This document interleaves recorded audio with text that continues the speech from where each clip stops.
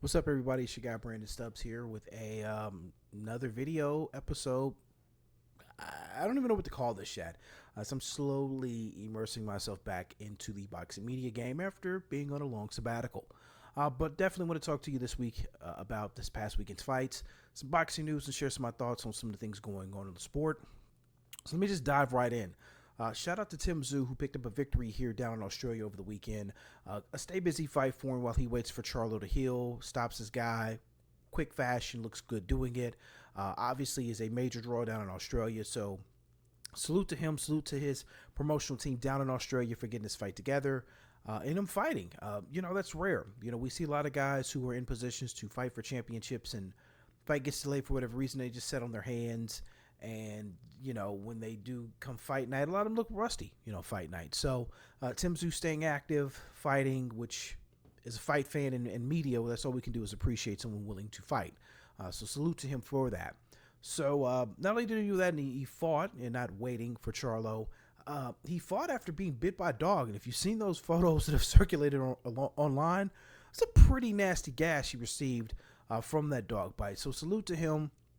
Not only fighting through an injury and a pretty nasty gash, willing to fight and not wait around for the champion. When this fight does occur, I did favor Charlo, and I still do slightly favor him, but with Tim Tszyu being as active as he is and steadily polishing and getting better, I think it's going to be a lot more competitive fight than what it maybe initially have been if they would have fought when, Tim Tszyu was labeled the number one contender. So we'll see. We'll kind of sit back and wait, but that's going to be a great fight that I hope we get before 2023 is out. The other fight of note here this weekend was one Regis program. This is one I'm kind of going to dive into the most because I kind of received a little bit of heat online in regards to it, but I don't care. He fought Zerillo. I forget his first name, so God forgive me. Fought him down there in New Orleans. This is his first fight. Regis' first fight, that is, underneath his promotional deal with Eddie Hearn in Matchroom Boxing. Now, as far as the fight goes in itself, Regis looked really sluggish. I mean, he won, but it was not spectacular. He didn't look great. He kind of fought down to his opponent's level and give his opponent some credit as well for going out there, not just being an opponent and attempting to win the fight. So, salute to him for that. He gave effort. He tried. That's all you can ever ask for an opponent to do is give effort and try, and that's what he did out there. So, salute to him from that aspect. But for Regis Prograis, who is throwing a lot of people's names out, claimed he's the best here at 140, the performance he put on here this weekend was not one of someone who is the top dog at 140. So it makes it even more murky in regards to that, which I'll touch on momentarily as well. But what caught some heat from some people in boxing media was a comment that I'd made. Regis himself had tweeted this photo out of his street team working in Bourbon Street, there in New Orleans, passing out what looked to me as either being tickets or somebody said they were flyers. Either way, I don't know if this is a good look. But they're passing out some form of paper to people there in Bourbon Street and saying, hey, it's a championship boxing fight here this weekend. Oh, yeah, you bring your husband, bring your wife, telling these people and trying to explain who Regis Prograis is. Here's why I say this isn't a good look. Regis Prograis is from New Orleans. Like, you're fighting in your hometown. And if people don't know who you are and you're fighting in your hometown, that's a problem. Now, granted, in Bourbon Street, it could be more tourists that a street team we're talking to. But nevertheless, it still didn't seem to be a good look if you're talking to people and they don't have a clue of who you are. That's a problem. Another problem is if you're having to pass out flyers or give away tickets to your hometown fight because it didn't sell out, that's a problem. Now, this also is a problem for Eddie Hearn in Matchroom Boxing because if you looked at that crowd and that arena, that fight had no business being there. It was in the NBA arena for the New Orleans Pelicans. I believe it's the Smoothie King Arena. I think they have the naming rights of it.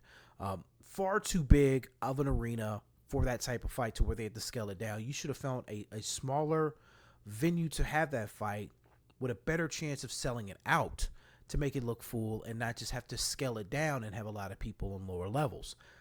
Even still then, you didn't get it full because, again, you have to do street team work. So this shows me a couple of different things. Like I said, this was the first fight Regis had underneath Matchroom Boxing Eddie Hearn. Eddie Hearn has shown a pattern of not knowing how to properly promote American fighters and in many cases signing the wrong American fighters. I understand you want to break into the marketplace. I understand you think you can do what you did in England here, but America's a different landscape. It's a different market, and you have to market things and fighters differently. Now, I get having a guy fight in his hometown, but if this guy wasn't selling out seats in his hometown before, what makes you think he can start doing it now? That core and that fan base was never built there to where you had this giant NBA arena that you had to scale down, and even the version you scaled down, you didn't get full. That's a problem. So again, this goes to show Eddie Hearn and Matchroom Boxing not knowing who they're promoting and how to promote the fighter correctly. Now, honestly, with a fighter like Regis Prograis, with him not really having a hometown base, you could have did a couple of different things. He fights, he was moved from New Orleans to Houston during Hurricane Katrina. If you're going to do New Orleans, do a smaller arena. Do a smaller arena and do a better job of promoting it and not just thinking we put tickets on sale to people to buy it. Promote it. Maybe if you have to go in Bourbon Street like that, sure, but scale it down. Or have him in a place where fight fans are just going to go regardless. Have it in a place in Las Vegas, one of the smaller casinos, Cosmopolitan, have it up at Red Rock. You can have it in different venues that don't have to be T-Mobile Arena, Mandalay Bay, MGM Grand. There are other venues and areas in Vegas to where you put a fight on, you have a pretty good chance just of boxing fans and tourists there going to that fight and filling that arena.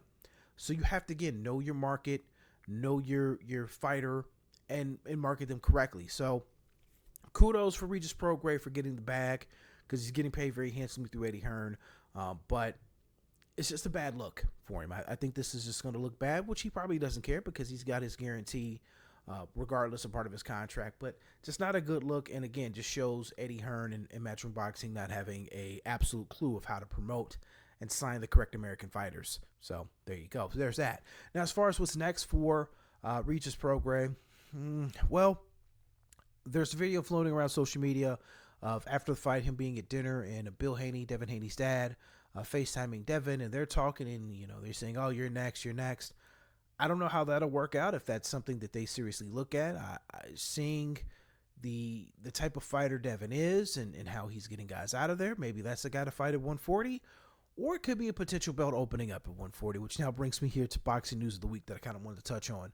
That's one Teofimo Lopez. Now, I talked on last week's video about Teofimo Lopez's win and him pretty much still being batshit crazy.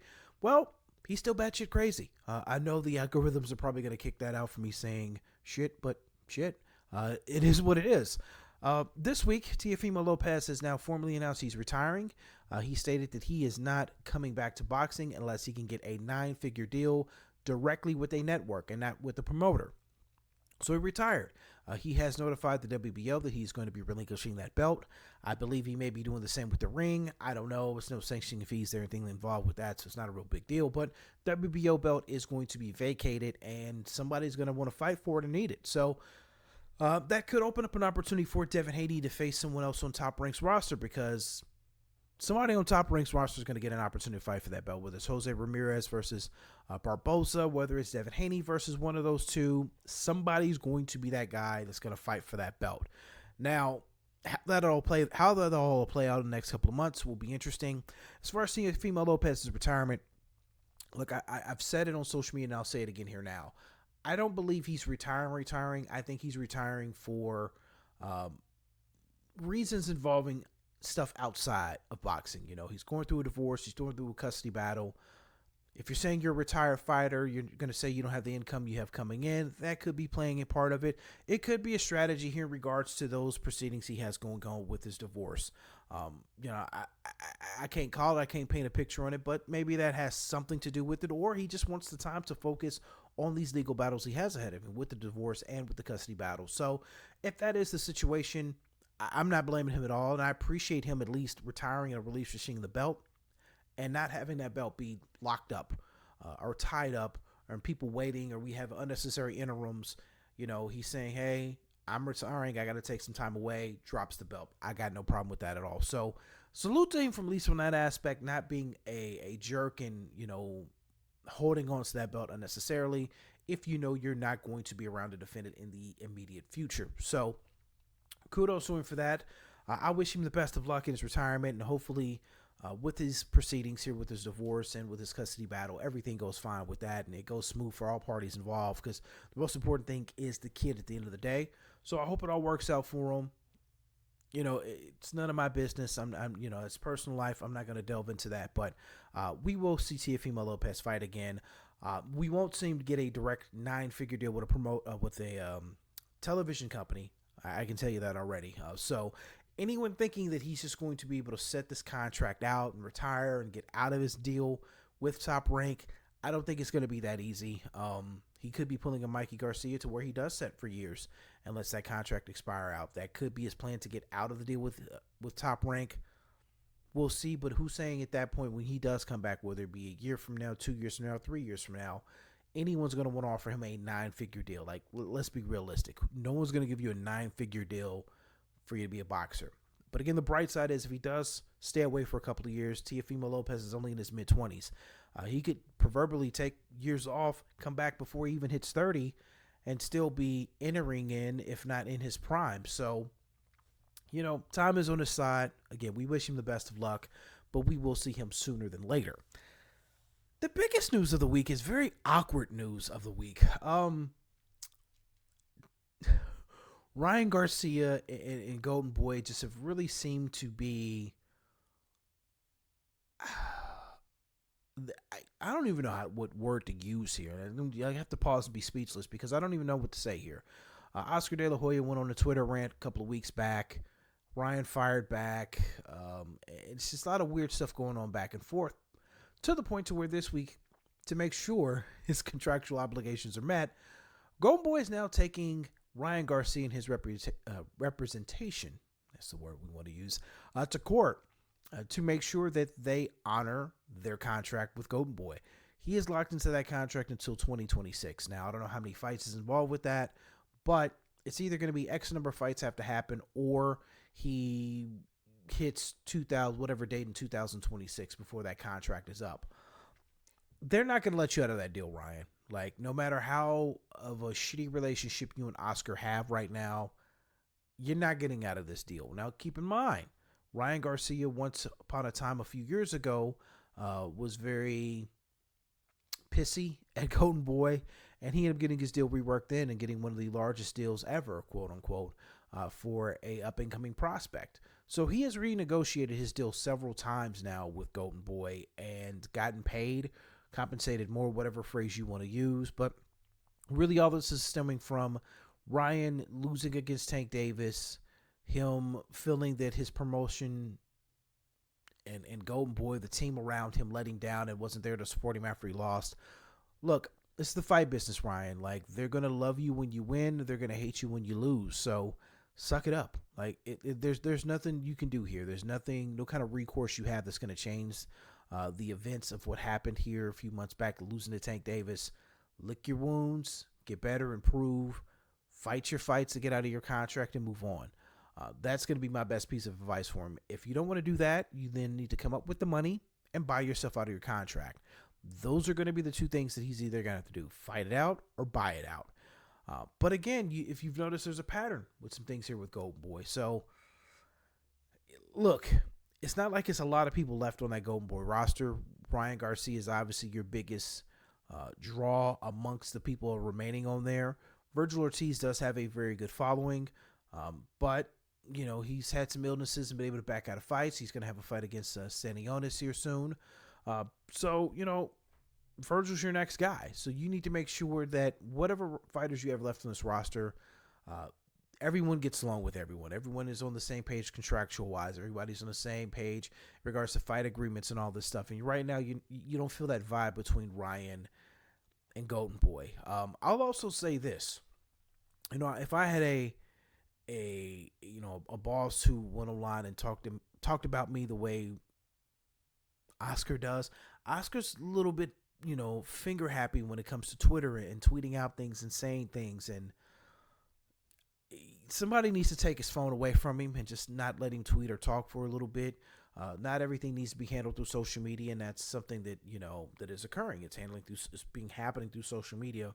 They're back and forth right now, and I don't think that's a good look. So again, man, that's we'll see where this is at here next week. But the case has been filed, and they're going to try to enforce their contract. So we shall see if Ryan's able to come up with some money and get bought out by somebody, or he's going to have to suck it up and fight underneath the Golden Boy umbrella. Now, who he fights next is also up in the air. I mean, we've heard Adrian Broner. We've heard Rolly Romero. We've heard a lot of names floating around about him. Jorge Linares, who still may have some sort of promotional or contractual ties to Golden Boy, has been trolling him and wanting that fight. So Ryan's going to have options. It may not be the options that he want per se, and it may not be the big sizzling name that he may want, but coming off of a loss, I think it's important for him to have the right opponent that he can beat and look good against to build that momentum back. Because if you go into another fight against another top tier killer of some sorts, I don't like his odds. So I think it's best to kind of ease into this fight. Let them kind of find you a fight that's a draw, but also can be a layup for you to build your confidence back up. But I don't know if Ryan feels the same way about that right now with Golden Boy. So it will be particularly interesting to see how all this plays out in the coming weeks. So keep it tuned. I'll definitely have my opinion and take on those. But yeah, that's all I have to talk about here this week. I'll be back with another one of these videos here next week, talking more boxing and boxing news and share my viewpoints. Just a little short video. As I ease myself back into the sports media realm. What you can do is you can hit the like button down below. I would appreciate it.